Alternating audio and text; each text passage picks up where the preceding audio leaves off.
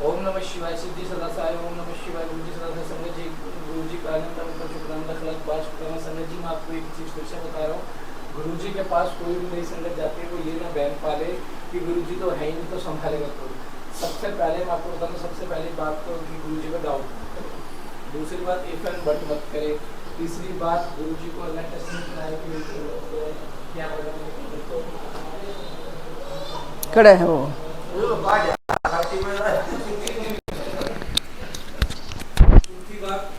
कभी भी गुरु जी पे अपना दिमाग हमेशा जीरो करके जाए, अपने आप को कुछ मत समझो। पांचवी बात, जब भी आप चिंतन करोगे गुरु जी का हमेशा चिंतन करते रहें, गुरु जी पे अपने विश्वास रखें और गुरु जी पे कभी अपने आप को मतलब ये ना सोचे कि गुरु जी है ही नहीं। चिंतन करो, चिंता मत करो गुरु जी से जुड़ने के बाद। तो संगत जी, और संगत जी मैं आपको एक बात बताऊँ, जब आप गुरु जी से जुड़ जाओगे ना, जैसे हम किसी को थैंक यू बोलते, थैंक यू नहीं निकलेगा, जय गुरु जी, शुक्राना गुरु जी। हर चीज़ में गुरु जी गुरु जी गुरु जी आपको दिखने लग जाएगा, क्योंकि गुरु जी अपनी संगत को आप जितना समर्पण गुरु जी को करोगे उतनी ही ब्लेसिंग्स गुरु जी आपको देंगे। जो दुख की घड़ी में भी हंसता है ना संगत जी, गुरु जी को याद करके, समझ लो उसे अपने गुरु पे इतना भरोसा है, उसको पता है कि तेरे गुरु कभी तुझे किसी के आगे हाथ नहीं फैलाने देंगे। क्योंकि जिसने गुरु के दरबार में हाथ फैला दिया ना, उसको कभी किसी के आगे हाथ फैलाने की जरूरत नहीं है। जिसका एग्जाम्पल मैं खुद हूँ संगत जी। मेरी लाइफ में ऐसा वक्त आया था कि पूरे परिवार की जिम्मेवारी मेरे ऊपर हो गई थी पूरे 1 साल के लिए। लेकिन गुरु पिता परमेश्वर ने, मुझे नहीं पता कहाँ से क्या किया, कैसे क्या किया, मैंने किसी को एक सिंगल फ़ोन नहीं किया कि मुझे 1000 रुपये दे दो, मुझे ज़रूरत है। नहीं, गुरु पा ने मुझे उस वक्त भी इस काबिल बनाए रखा कि मैं लोगों को दे रहा था उधार। मुझे किसी से उधार लेने की जरूरत नहीं, क्योंकि पूरे परिवार की जिम्मेवारी मेरे ऊपर आ गई थी और रेंटेड मेरा घर है। तो संगत जी, आप सोच सकते हो कितनी बड़ी जिम्मेवारी। दिल्ली के शहर में कम से कम 1.5 लाख रुपए का खर्चा है। लेकिन गुरुजी ने, मुझे नहीं पता वो कैसे हुआ, 1 साल गुरुजी ने मेरा इतना ब्लेस दिया। गुरुजी ने मैंने सिर्फ गुरुजी के दरबार पे मत्था टेका, गुरुजी ने बाकी मेरा कहीं पर सर नहीं झुकने दिया। हर जगह वाह वाह करवा दी। गुरुजी आपका बहुत बहुत शुक्राना, बहुत बहुत शुक्राना, बहुत बहुत शुक्राना। संगत जी, यह चमत्कार आपके साथ भी हो सकता है। गुरुजी के लिए मैं भी एक जैसा हूँ, आप सब एक जैसे हैं। गुरुजी के लिए अपनी संगत में कोई बड़ा कोई छोटा नहीं, सब एक जैसे हैं। बस फ़र्क क्या है हमारे विश्वास का, कि हम गुरुजी पर कितना विश्वास करते हैं। जय गुरुजी, शुक्राना गुरुजी। जय गुरु जी। ब्रह्मा जी के द्वारा परम तत्व के रूप में भगवान शिव की ही महत्ता का प्रतिपादन, उनकी कृपा को ही सब साधनों का फल बताना तथा उनकी आज्ञा से सब मुनियों का नियमित राय में आना। ब्रह्मा जी ने कहा कि मुनियों जिन्हें न पाकर मन सहित वाणी लौट जाती है, जिनके आनंदमय स्वरूप का अनुभव करने वाला पुरुष कभी किसी से नहीं डरता, जिनसे संपूर्ण भूतों और इंद्रियों के साथ ब्रह्मा विष्णु रुद्र और इंद्र पूर्व यह समस्त जगत पहले प्रकट होता है, जो कारणों के भी श्रेष्ठा और विचारक परम कारण हैं, जिनके सिवा और किसी से कभी भी जगत की उत्पत्ति नहीं होती, संपूर्ण ऐश्वर्य से संपन्न होने के कारण जो स्वयं ही सर्वेश्वर नाम धारण करते हैं, सब मुमुक्षु जिन शंभु का अपने हृदय आकाश के भीतर ध्यान करते हैं, जिन्होंने सबसे पहले मुझे ही अपने पुत्र के रूप में उत्पन्न किया है और मुझे ही संपूर्ण वेदों का ज्ञान दिया, जिनके कृपा प्रसाद से प्रजापति का पद प्राप्त किया हो, जो ईश्वर अकेले ही वृक्ष की भांति निश्चल भाव से प्रकाशमान आकाश में विराजमान है, जिन परम पुरुष परमात्मा से यह संपूर्ण जगत परिपूर्ण, जो अकेले ही बहुत से निष्क्रिय जीवों के शासक एवं उन्हें सक्रियता प्रदान करने वाले हैं, जो महेश्वर एक बीज को अनेक रूपों में परिणत कर देते हैं, जो सबका शासन करने वाले ईश्वर उन जीवों सहित इन समस्त लोगों को वश में रखते हैं।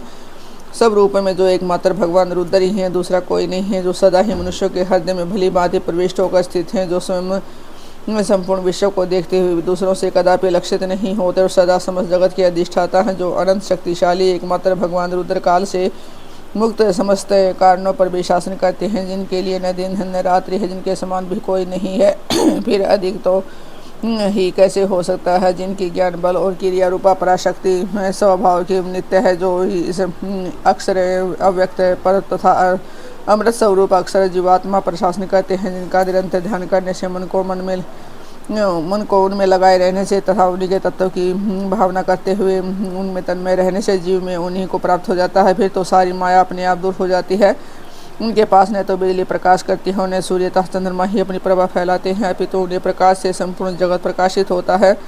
ऐसा सनातन की श्रुति का कथन है। एकमात्र महादेव महेश्वर को ही अपना आराध्य देव मानना चाहिए, उनसे श्रेष्ठ दूसरा कोई पद उपलब्ध नहीं होता।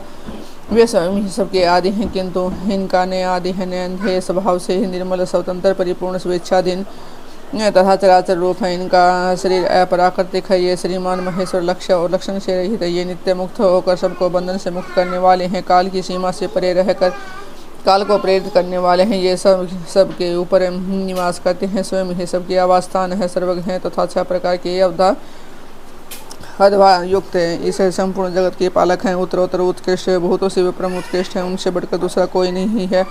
अनंत आनंद राशि रूपी मकरंद का पान करने वाले मधुव्रत हैं। अखंड ब्रह्मांडों को मसल कर मृत पिंड के समान कर देने वाले कला में पंडित हैं। उदारता, वीरता, गंभीरता तथा मधुरता के महासागर हैं। इनके समान भी कोई वस्तु नहीं है, फिर इनसे बढ़कर तो कोई हो ही कैसे सकती है। ये उपमा रहित हैं। समस्त प्राणियों के राजा धीराज के रूप में विराजमान है। ये सृष्टि के प्रारंभ में अपने अद्भुत क्रियाकलाप द्वारा इस संपूर्ण जगत की सृष्टि करते हैं और अंत में यह फिर इन्हीं में लीन हो जाएगा। सब प्राणी इन्हीं के वश में है। ये ही सबको विभिन्न कार्यों में नियुक्त करने वाले हैं। पराभक्ति से ही इनका दर्शन होता है, न किसी प्रकार से कभी नहीं। व्रत, संपूर्ण दान, तपस्या और नियम, इन सब साधनों को पूर्व काल में सत्य पुरुषों ने भाव शुद्धि तथा अनुराग की उत्पत्ति के लिए ही बताया था। इनमें संशय नहीं है। मैं भगवान विष्णु, रुद्र देवता, दूसरे देवता, असुर राज आज भी उग्र तपस्या के लिए उनके दर्शन की इच्छा रखते हैं। धर्म भ्रष्ट, मूढ़, दुष्ट और घृणित आचार विचार वाले लोगों को उनका दर्शन होना असंभव है। भक्तजन भीतर और बाहर भी उन्हीं का पूजन एवं ध्यान करते हैं। यह रूप है 3 प्रकार का, स्थूल, सूक्ष्म और इन दोनों से परे। हम सब देवता और आदि जिस रूप को प्रत्यक्ष देते हैं वह स्थूल है। सूक्ष्म रूप का दर्शन केवल योगियों को होता है और उसे भी परे जो नित्य ज्ञान स्वरूप, आनंदमय तथा विनाशी भगवत स्वरूप है, उसमें निष्ठा रखने वाले भजन परायण भक्तों की ही दृष्टि में आता है। भगवत व्रत का आश्रय लेने वाले भक्त उसको देख पाते हैं। इस विषय में अधिक कहने से क्या लाभ है। गुह से भी गुहतरे में उत्कृष्ट साधन है। भगवान शिव के प्रति भक्ति, जो उस भक्ति से युक्त है वह संसार बंधन से मुक्त हो जाता है, इसमें संदेह नहीं है। वह भक्ति भगवान शिव की कृपा से ही उपलब्ध होती है और उनकी कृपा से कृपा भी भक्ति से संभव होती है। इस प्रकार ये दोनों एक दूसरे के आश्रित हैं। ठीक वैसे ही जैसे अंकुर से बीज और बीज से अंकुर होता है, जीव को भगवत कृपा से ही सर्वत्र सिद्धियाँ मिलती हैं। संपूर्ण साधनों से अंत में भगवान की कृपा ही साध्य है। अंतःकरण की शुद्धिता प्रसाद का साधन धर्म और उस धर्म के स्वरूप का प्रतिपादन वेद ने किया है। वेदों के अभ्यास के पहले पुण्य और पापों में समता आती है। उस समता से प्रसाद का संपर्क प्राप्त होता है, उसे धर्म की वृद्धि होती है। धर्म की वृद्धि से पशु के पापों का अक्षय होता है। इस तरह जिसके पाप क्षीण हो गए हैं, उस जीव को अनेक जन्मों के अभ्यास से कर्म से उमा महेश्वर के तत्वों का ज्ञान प्राप्त होकर उसके हृदय में उनके प्रति भक्ति का उदय होता है। इस भक्ति भाव के अनुरूप ही महेश्वर के कृपा प्रसाद का उद्रेक होता है। उस प्रसाद से कर्मों का त्याग होता है। कर्मों के त्याग का अभिप्राय उनके फल के त्याग से है, कर्मों के स्वरूपता त्याग से नहीं। अतः यह सिद्ध हुआ कि कर्मों के फलों के त्याग से शिव धर्म में मंगलमयी प्रवृत्ति होती है। इसलिए शिव का कृपा प्रसाद प्राप्त करने के उद्देश्य से तुम सब लोग अपने स्त्री पुरुषों अग्नियों के साथ वाणी और मन के दोषों के रहित एकमात्र भगवान शिव का ही ध्यान करते रहो। उन्हीं में निष्ठा रख, उनके भजन में तत्पर रहो, उन्हीं में मन लगाकर उनके आश्रित रहो। सब कार्य में करते हो उनमें उन्हीं का चिंतन किया करो। 170 दिव्य वर्षों के लिए दीर्घकाल का यज्ञ का आरंभ करके उसे पूर्ण को अंत में यज्ञ के अंत में मंत्र द्वारा आह्वान करने पर साक्षात वायु देवता वहाँ पधारेंगे। फिर वे तुम सब लोगों के कल्याण का साधन एवं उपाय बताएंगे। तत्पश्चात तुम सब लोग परम सुंदर पुण्यमयी वाराणसी पुरी को जाना। वहाँ पे नागपानी श्रीमान भगवान विश्वनाथ भक्तजनों पर अनुग्रह करने के लिए देवी पार्वती के साथ सदा विहार करते हैं। देवी जो तुम वहाँ तुम्हें बड़ा भारी आश्चर्य दिखाई देगा। यह आश्चर्य को देखकर तुम फिर से पास आना। अब मैं तुम्हें मोक्ष का उपाय बताऊंगा। इस उपाय से एक ही जन्म में मुक्ति तुम्हारे हाथ में आ जाएगी और अनेक जन्मों के संसार बंधन से छुटकारा दिलाने वाली होगी। यह मैंने मनोमय चक्र का निर्माण किया है। इस चक्र को मैं यहाँ से छोड़ता हूँ, जहाँ जाकर जिसकी नेमी विषण हो जाए, फूट जाए, उसकी तपस्या के लिए उपदेश है। ऐसा कहकर पितामह ब्रह्मा ने उस सूर्य तुल्य तेजस्वी मनोमय चक्र की ओर देखा और महादेव जी को प्रणाम करके उसे छोड़ दिया। ये सब ब्राह्मण तथा लोकनाथ ब्रह्मा जी को प्रणाम करके उस स्थान के लिए चल दिए। वहाँ उस चक्र की नेमी जीर्ण शीर्ण होने वाली थी। ब्रह्मा जी का फेंका हुआ सुंदर चक्कर मनोहर शीलखंडों में युक्त और निर्मल एवं स्वादिष्ट जल से परिपूर्ण किसी वन में गिरा। वह चक्कर की नेमी के शीर्ण होने से वह मनोपूजित मन नैमिष नाम से विख्यात हुआ। इसके यक्ष गंधर्व और विद्याधर वहाँ आकर रहने लगे। पूर्व काल में जगत की सृष्टि की इच्छा रखने वाले विश्व श्रेष्ठताकार है पत्य अग्नि के उपासक ब्रह्मयोग प्रजापति ने वहीं दिव्य यज्ञ का आरंभ कर दिया। वहीं शब्द शास्त्र तथा नया शास्त्र के ज्ञाता विद्वान महर्षियों ने शक्ति ज्ञान की योग के द्वारा शास्त्रीय विधि का अनुष्ठान किया था। उसी स्थान पर वेद वेता विद्वान सदावाद और जल्प के बल से युक्त वचनों द्वारा अतिवाद करने वाले वेद बहिष्कृत नास्तिकता को पराजित करे। तब इसे नैमिषराय ऋषियों की तपस्या के योग स्थान बन गया। सप्तक मणि पर्वत की दिशाओं के से झरते हुए अमृत के समान मधुर एवं स्वच्छ जल के कारण इतना बड़ा रमणीय वन प्रतीत होता है। वह प्राय अत्यंत रसीले फल देने वाले वृक्ष हैं। उस वन में हिंसक जीव जंतु का अभाव है। नैमिषारण्य के में दीर्घ सत्र के अंत में मुनियों के पास वायु देवता का आगमन, उनका सत्कार था। ऋषियों के पूछने पर वायु के द्वारा पशुपास एवं पशुपति का तात्विक विवेचन। सूत जी कहते हैं कि मुनीश्वर उस समय उत्तम व्रत का पालन करने वाले उन महाभागमय ऋषियों ने देश में महादेव जी की आराधना करते हुए एक महान यज्ञ का आयोजन किया। वह यज्ञ जब आरंभ हुआ तब मैं ऋषियों को सर्वथा आश्चर्यजनक ज्ञान जान पड़ता और तदंतर समय बीतने पर जब प्रचुर दक्षिणाओं से युक्त वह यज्ञ समाप्त हुआ तब ब्रह्मा जी की आज्ञा से वायुदेव स्वयं वहाँ पधारे। उनको आया देखकर दीर्घकालिक यज्ञ का अनुष्ठान करने वाले वे मुनि ब्रह्मा जी की बात को याद करके अनुपम हर्ष का अनुभव करने लगे। तब उन्होंने उठकर आकाश जन्मा वायु देवता को प्रणाम किया और उन्हें बैठने के लिए एक सोने का बना हुआ आसन दिया। वायु देवता उस आसन पर बैठे। मुनियों ने उसकी विधिवत पूजा की। तदंतर उन सब का अभिनंदन करके वे कुशल मंगल पूछने लगे। वायु देवता बोले, ब्राह्मणों, इस महान यज्ञ का अनुष्ठान पूर्ण होने तक तुम सब लोग सकुशल रहे न। यज्ञ हंता देव द्रोही दैत्यों ने तुम्हें बाधा तो नहीं पहुँचाई, तुम्हें कोई प्रायश्चित तो नहीं करना पड़ा, तुम्हारे यज्ञ में कोई दोष तो नहीं आया क्या? तुम लोगों ने स्तोत्र और शस्त्र ग्रहों द्वारा देवताओं का तथा पितृकर्मों द्वारा पितरों का बलि भांति पूजन करके यज्ञ विधि का अनुष्ठान बलि भांति संपन्न किया। इस महायज्ञ की समाप्ति हो जाने पर अब आप लोग क्या करना चाहते हो? मुनियों ने कहा कि प्रभु, हमारे कल्याण की बुद्धि के लिए जब आप समय यज्ञ कहाँ आ गए तब अब हमारा इस प्रकार से कुशल मंगल ही है। आप हमारी तपस्या भी उत्तम हुई। पहले का वृत्तांत सुनिए। हमारा हृदय अंधकार ज्ञान अज्ञान अंधकार से आक्रांत हो गया है। अब हमने विज्ञान की प्राप्ति के लिए पूर्व काल में प्रजापति की उपासना की है।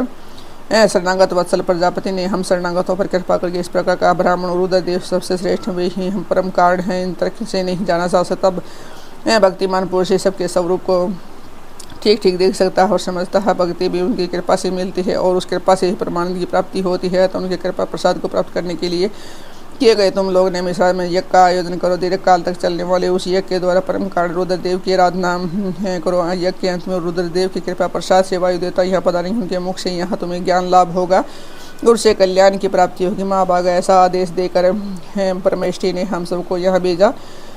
हम सब देश में आपके आगमन की प्रतीक्षा करते हुए 1 सहस्त्र दिव्य वर्षों तक दीर्घकालिक यज्ञ के अनुष्ठान में लगे रहे। अतः इस समय आपके आगमन के सिवा हमारे सिवा को दूसरी कोई प्रार्थनीय वस्तु नहीं है। जय गुरु जी, शुक्राना गुरु जी, संगत जी गुरु जी का तम शुक्राना। संगत जी गुरु जी आपको सबको घर बैठे पैसे ब्लेसिंग्स दे, लेकिन संगत जी प्लीज़ पाठ सुनिए, क्योंकि पाठ सुनने से, सत्संग सुनने से ही आपका कल्याण होगा। किसी चीज़ से कल्याण होना। ये जो शिव पुराण का पाठ है, ये आपके कर्जे की भी दवाई है, ये आपकी बीमारी की भी दवाई है, आपकी ब्लैक मैजिक की भी दवाई है, आपको सब चीज़ की दवाई है। आपको सिर्फ लैंग्वेज सुनना और आपके हर चीज़ से आपको निकाल होगा। संगत जी मैं यकीन से कह रहा हूँ 2000 प्लस लोगों के संगत के मुझे मैसेज आ चुके हैं। सॉरी, मुझे माफ करना, जो अपना संगत के मैसेज आ चुके हैं पर्सनली कि अंकल जी हम 1.5 साल से, अंकल जी हम 2 साल से, अंकल जी हम 7 महीने से, अंकल जी हम 5 महीने से, अंकल जी हम 6 महीने से डेली आंटी जी जो सेवा करते हैं शिव पुराण की सेवा सुन रहे हैं। और हमारे घर में इतना बदलाव आ चुका है, इतना बदलाव आ चुका है जो हमने सोचा नहीं था। सच में गुरु जी सबके सुनते हैं। संगत जी 7 तारीख को दिन की लंगर सेवा होगी। जय गुरु जी, शुक्राना गुरु जी। कोई भी संगत कर सकते हैं। जय गुरु जी।